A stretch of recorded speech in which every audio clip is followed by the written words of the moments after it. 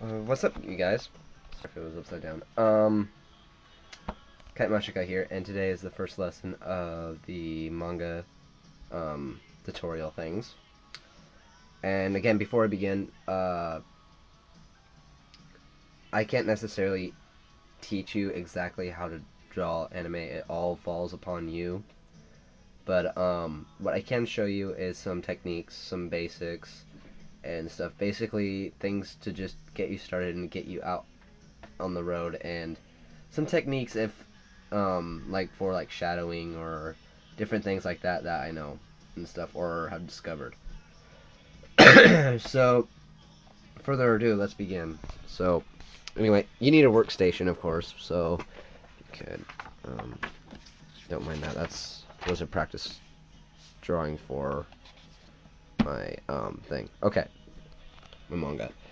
So anyway, what you want to do is whenever you're looking at an object or a character, for instance, you want to remember that every single thing that you draw is comprised of shapes. Like, for instance, sorry about that. This thing right here, it's all comprised of different shapes. As you can see, like here, it is kind of like a swirl, and the body is kind of, if you look at it, it can be considered kind of like another circle. This part here, a circle. This, a circle. Every little bit of it is a different shape. This is a triangle, circles, and you got to look at them and break everything down into the different shapes as when you're drawing it. But I'm not going to be showing you how to draw a monkey booklet thing. So okay. So anyway, what I'm going to show you is basically how to start drawing the most important part of everything that involves manga or anime, and that is the characters. And again, you have to think about characters themselves are just comprised of different shapes. So whenever you're drawing them, you just got to think, okay, what shape is the head? What shape is the body? And all those different type of things, and you'll you'll be able to put it together a lot easier, and instead of having to get a complete picture in your head and drawing it line for line. Now, I'm having a little bit of trouble doing this because I'm trying to hold the thing, so I'm going to try to draw it nice and dark, like that, so, which isn't something I like to advise you do.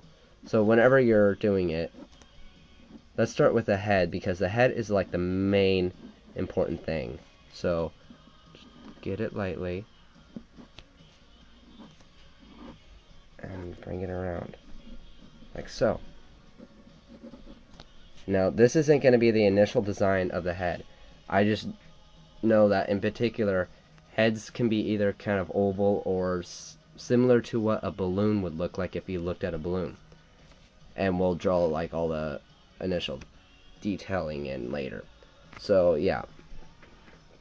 So, as we got our particular head down, we can see and stuff, we can start drawing things. And what I like to do is start with the nose, because the nose is, for me, is kind of like the centerpiece of everything that involves it. So nothing too nothing too complicated, just lightly and stuff, just like that. And then you bring this around, because you got to initialize where is the sun coming from. Okay, now if it was realism, I would have left that out and just kind of did the shadowing later, but we're doing a little bit more manga type style, so we're gonna have this type of stuff in here. So now again, whenever you're looking at things like this, you just got to look at the shape and initially pick out those different shapes and draw those shapes first.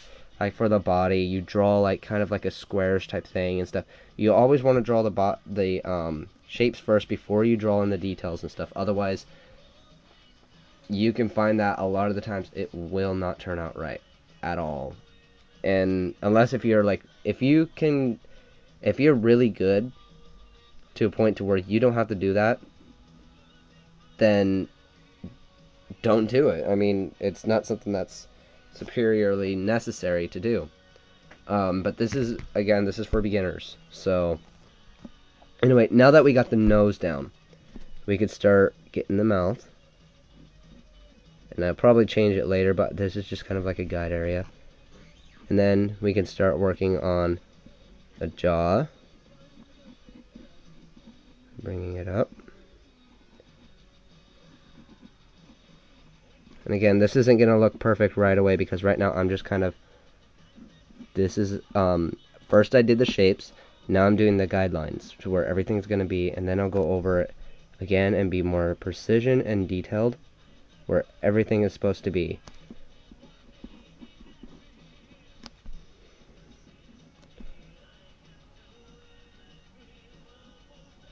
So, as you can see, now it sort of looks like that. As you can see, the lines are in here. They're starting to smooth out, and they're starting to have more of a head type shape. Got my nose, I've got my mouth, I've got my jawline, and stuff like that.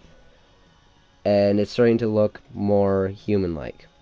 Now, I could go through and get my eraser and start to erase the unwanted lines.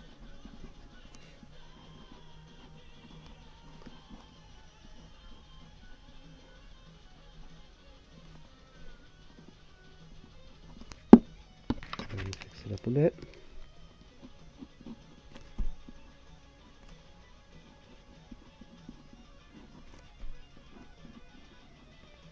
Okay.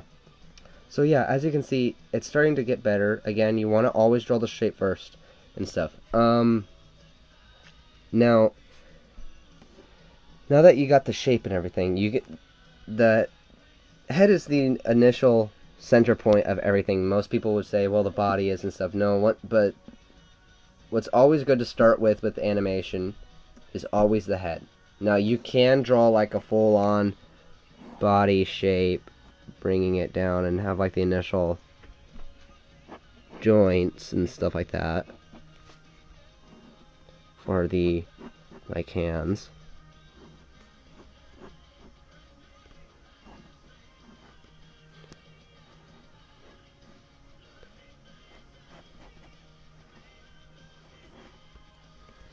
And the body, of course, for like, again, this all depends on your particular animation style.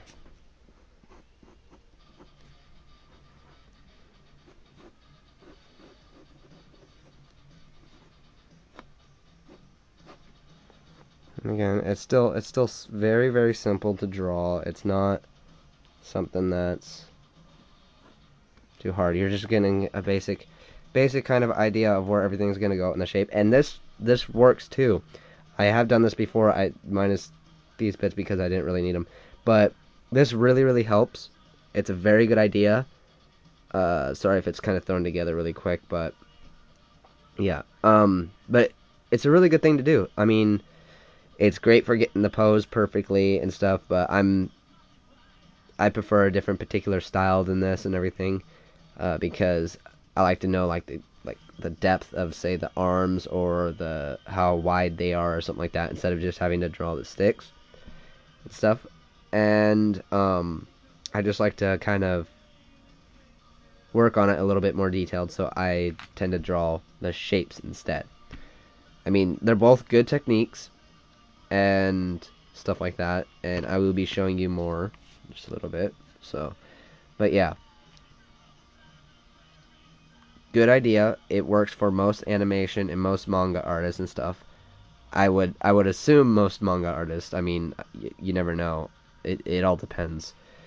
And the shape technique is another very, very good technique that I like to use, because it's basically kind of working step by step. It's my three-step three-step technique minus the whole penning Because for most manga, if you really want it to stay, unless if you got, regardless of what you're doing, um, a lot of the times whenever you're doing manga and stuff like that, it's good to get something permanent to re-go over it. So if you want it to get like a good pen scratchy type look, or just kind of like the pen type shades where you're using all these and stuff like that and everything, yeah, it's good to go get those pens and go over it with the pen once you're finished and you have everything down. Just go over everything, erase it all. Or if you want to go to more like a pencil look, you can get permanent pencils and stuff, which I don't have. I want, because there are some times whenever I want to do that, but I can't because I don't have those pencils. But you can get permanent pencils where as soon as you put them on the paper, you got to be careful because they will stay there. Again, you got to be careful with the pens. But so yeah, it's pretty much all shapes, and so and you could do the same thing with objects too. Like say I want to draw this plane in any shape or form it is in. Just got to look at the shapes again and draw those shapes. Draw the initial major shapes, and then draw the detail in later. Draw the guidelines and then detail it and stuff. Or you could do it a different way where you get like the lines and you're like, for this is the body, and you would and stuff, and these are like the wings here and stuff, and you'd bring those down. So, or and of course the ski things here, and you got initial guideline area, which I prefer the other way and everything, because for objects and stuff, it tends to be a lot easier if I, like, say, if I drew the O first. Now it's going to be a little bit wide, but I'm going to fix it later. And then the tail here. Not sure if you can see it. There you go. Sorry if my camera's poor. And then just drawing the initial shapes.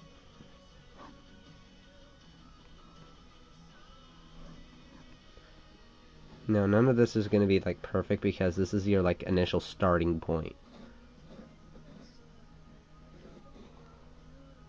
This is kind of like basically almost a guideline area. And then you would start drawing it in more detailed, and you would be adding more stuff, and always be looking back at your reference. Whenever, the only time I kind of would say always go back and look at like some kind of reference is with objects. Always, because unless if you know that object by heart, go and look at that object, because they aren't going to be, it's not like a character where you can come up with on your own in your head. Objects are something that they've got unique, they've got lines and everything and different colors and patterns and stuff that like that you need to look at. And it's always a good idea for objects to go and look back at the reference page. So if I wanted to, like, say, look up a plane or something like that, I would go and look up a plane. Or if I had like a model plane, like here, I'll show you, like that, for instance, I would look at that and I would draw it and stuff like that. I would go by a reference on something and draw it like that. I mean, it's not necessarily something that you absolutely have to do if you know the object or something by heart, or if you know exactly what it looks like, all the lines and stuff and everything, then it's not majorly necessary. Or if you're just coming up with some random, unique, like sci-fi thing, you can go and look at this jet. Say if you're working on like kind of like this sci-fi type jet and everything, you can look at the initial design of this jet right here and play with it a little bit, like giving it kind of like a futuristic looks, like have this like the basic structure, like the basic skeleton, and work around it and stuff. That way it still looks like it would be a jet and stuff, and it looks like it could fly and stuff, but it's futuristic and it's unique. So a lot of the times with objects, it has to have a some kind of guideline to it. Now we're gonna oh, whoops, sorry about that. Now we're gonna look at, say, the body. Now the body is basically like anything else you would do. You could either do it the stick thing, or you could do the initial squares. Like, say his arm kind of goes down like so, and they're in his pockets. How about that? So I would draw the initial squares.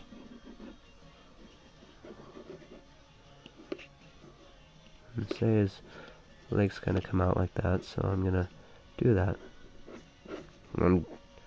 Give me a thumbs up for doing this with just one hand, because it's not that easy to hold the camera and do this at the same time. So you get his hand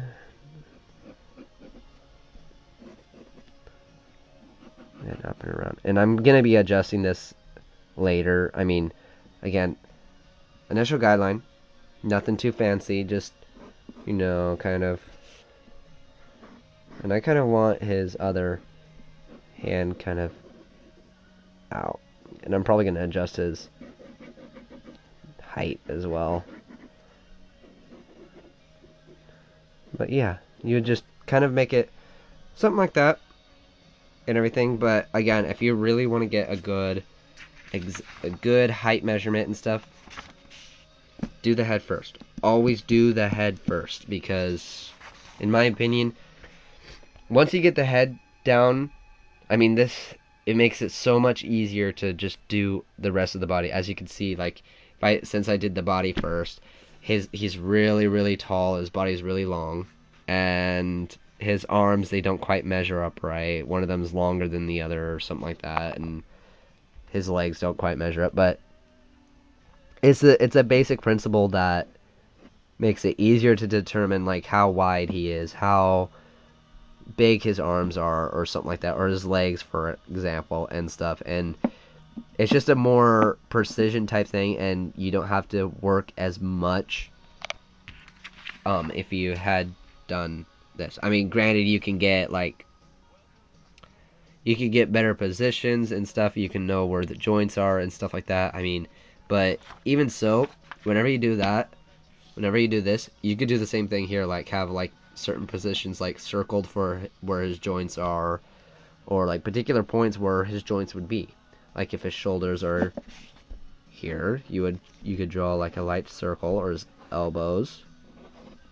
It's basically kind of like the same exact thing, kind of just like circling his joints. And you could still, and then you'd still be able to work around it. I mean, it's not that big of a deal. It all depends on what you feel is easier and stuff. Like I said, these are more tips and stuff. Okay, so what else could I talk about with like basics and stuff?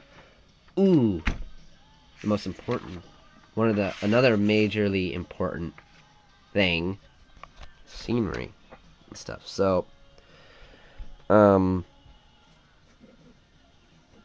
think with this is going to take a little bit.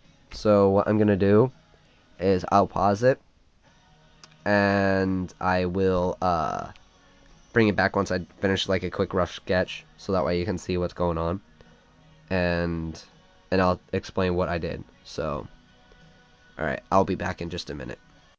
Okay, and I'm back. Okay, so basically what I did is, again, like with the characters or the objects, I just kind of did like a rough area of where everything was gonna be, just like the shapes, like, and I threw a little guy in there just because I thought, what the heck. But yeah, I threw in little things like here, what would be in my particular scenery. So in this scenery, he's walking down the street, there's some buildings here and a car, and then there's some trees in the background and stuff like that. So I get an initial idea whenever I do these little sketches and stuff, these little rough lines, so that way I know where everything is going to be. and I do kind of like my rough guideline things like I mentioned before with the face and everything like that, and then I'll start doing the detail. And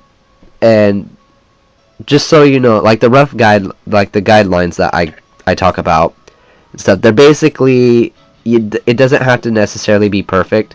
It's just kind of like rough areas, like say I had like windows here and a door here or something like that, and more windows.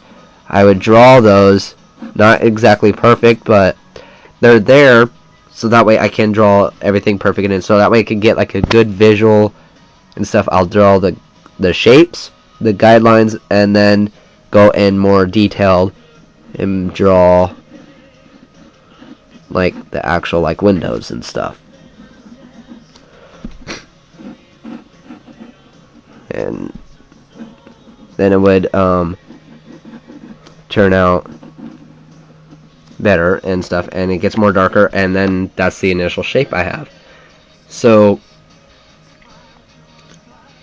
yeah, that's basically my 3-step process, and I find that it makes it very easy. And I learned this from a manga. I can't remember the name of it, but the whole point of the story is they're trying to you'll probably know, they're trying to become manga artists and stuff, and every now and then they've got little side things where they kind of show you how to draw particular mangas, or how they drew that page and stuff like that, and these little detailed steps and everything and stuff like that. You'll probably remember it. But yeah, okay. So this is like literally basically the basics. I mean, they implement for everything. It's the basics for the face, it's the basics for the body, it's basics for objects, scenery, and stuff like that. And it just, so yeah, when you do the scenery, draw the shapes for everything and stuff, not just one at a time. That way they all blend in perfectly, and you won't be drawing like a building or a car or something, and then you gotta draw something around it, and the car's in the way, or it's behind, or it just gets obstructed and everything because it's not where you had intended it, and you wanted stuff behind it. So draw everything, and then work on it and stuff. So don't ever draw it bit by bit. Always draw the whole thing. So yeah, and that literally took me like a few seconds to do. I mean, it's not that hard. I mean, for like the more detailed stuff, I would take a lot longer and stuff. Normally a drawing for my manga, like a whole page, will take me a couple days, mainly because I want to work on it hard and get it out there and be what I initially intended. So yeah, just draw like the guidelines first, and then draw the shapes first, draw the guidelines, and draw the actual detail. Like right here, I have initiated a little bit of the guidelines for like the windows, and I kind of got like the lights and stuff like that, and I would just kind of do like a rough drawing of where everything is, and then I go in more detailed, so that way I know where everything is, and I can be a little bit more detailed and get the picture of it better. But yeah, okay. So one thing I could talk about right now is, for those of you who are out there and stuff, want to be a manga artist, and they want professional education and stuff. Well, right now, I would have to say probably the best place to go is to the Art Institute. But the problem with that one is knowing the Art Institute, they are very, very expensive. So I mean, you can try to find other colleges that will do manga and anime art, because it is starting to rise. I can guarantee you that. Someone I was talking to yesterday introduced me to a guy named Mark something. His last name is a little bit, it's can't quite remember the name, but he's got a couple of mangas out there. He's got a manga book out there called Mastering Manga, and from my understanding, what it is a manga that helps teach those who want to be it techniques and how to literally how to draw manga. So if you want to go and check that out, you can go like onto Amazon or something and try to find it. It's called Mastering Manga. It's got a picture of some manga characters on it. The cover of it's blue. It's got in bold letters like Mastering Manga on it, so it's kind of obvious to see and everything. But from the look of his artwork and stuff, I would say that he's pretty good person to go to and everything. But as for like professional schooling, like you can go to the art institute, but you got to know precisely that this is what you want to do, and you're not going to change your mind halfway through the course, because if it's several, like say it's 80,000 for the 4 courses, that's 80,000 gone if you decide I don't want to do this and stuff like that. So you gotta know for sure that you're gonna do it if you're gonna go into that. And I guess another thing that me personally I would love to do is to go directly to the source and stuff, and go to Japan and learn from the schools there. I mean, they do have schools on manga in Japan, I know that, and there is nothing wrong with it. Even if you're an American manga artist, there's nothing wrong with going to the source and learning from there and stuff, and that'll probably be the best thing for you. So yeah, if you want to go to a school and stuff like that, those are like the best places you can go. I know the Art Institute is very good because they are an awesome school and everything, but you have to think that you got to know if you're gonna really want to do it, because either way it's gonna cost money, and if you decide not to do it, it's going to go down the drain, and you just lost all that money, and they don't care. They're not going to give it back. You're not going to go in and say, hey, I changed my mind about this course, and I want to stop and stuff like that, so I was wondering if I could get my money back and everything. They're not going to give you your money back. They don't care. You gave it to them. It's their money now. So yeah. But I would have to say my ultimate dream-wise and stuff would, if I was to go to schooling, which and stuff like that, I would go to the source, like directly in Japan, and learn from people from the manga origin and stuff, people who studied manga from where it was born, and like the true traditional manga, not necessarily things like that and stuff. So well, anyway, I'm kind of running out of time, so anyway, this has been part 1. I showed you some of the basics, and I will be showing you some more later, like getting in more depth and more detailed and stuff like that. But yeah, so you just gotta know what to do. And if you want to just experiment on it and stuff, go to places like this, like me and stuff, where I'm literally giving these lessons for free. I mean, if I wanted to, I could charge.